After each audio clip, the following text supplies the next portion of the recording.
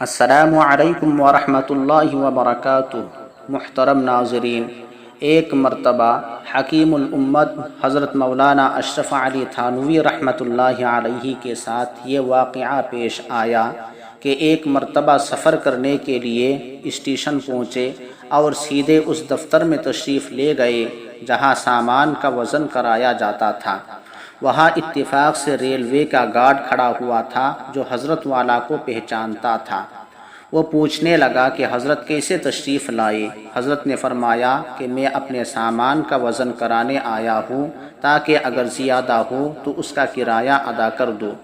اس guard نے کہا کہ حضرت آپ وزن کرانے کے چکر میں کیوں پڑ رہے ہیں؟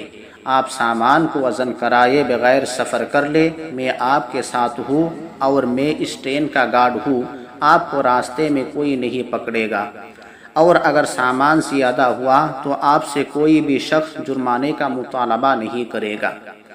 حضرت نے اس گارڈ سے پوچھا کہ آپ کہاں تک میرے ساتھ جائیں گے؟ اس گارڈ نے جواب دیا کہ میں فلاں اسٹیشن تک جاؤں گا۔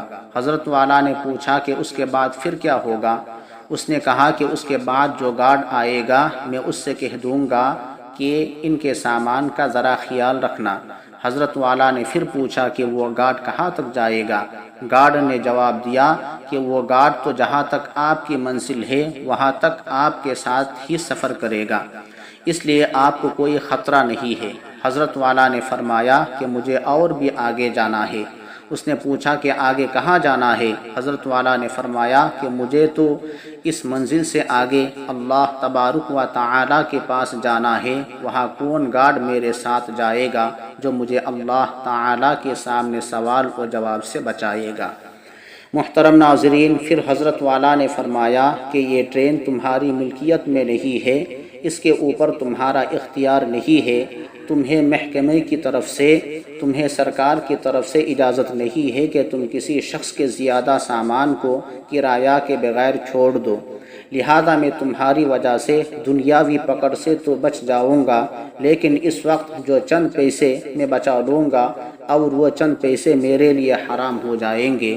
ان حرام پیسوں کے بارے میں جب اللہ تعالیٰ کے سامنے سوال ہوگا تو وہاں پر کون سا گارڈ مجھے بچائے گا اور کون جواب دہی کرے گا؟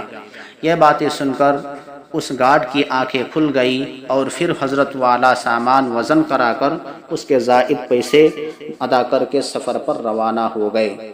لہذا اگر کسی نے اس طرح ریل گاڑی میں یا ہوائی جہاز میں سفر کے دوران اجازت سے زیادہ سامان کے ساتھ سفر کر لیا اور اس سامان کا وزن کرا کر اس کا کرایہ علیحدہ سے ادا نہیں کیا تو اس کے نتیجے میں جو پیسے بچے وہ حرام بچے اور یہ حرام پیسے ہمارے رزق حلال کے اندر شامل ہو گئے۔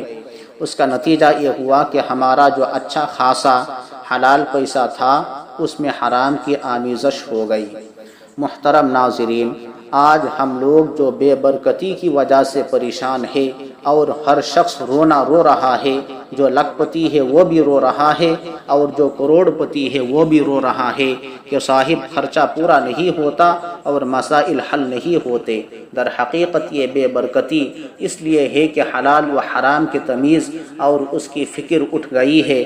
بس چند مخصوص چیزوں میں تو یہ ذہن میں بٹھا لیا ہے کہ یہ حرام ہے، ان سے تو کسی نہ کسی طریقے سے بچنے کی کوشش کرتے ہیں، لیکن مختلف ذرائع سے جو یہ حرام پیسے ہماری آمدنی میں داخل ہو رہے ہیں ان کی فکر ہم نہیں کرتے۔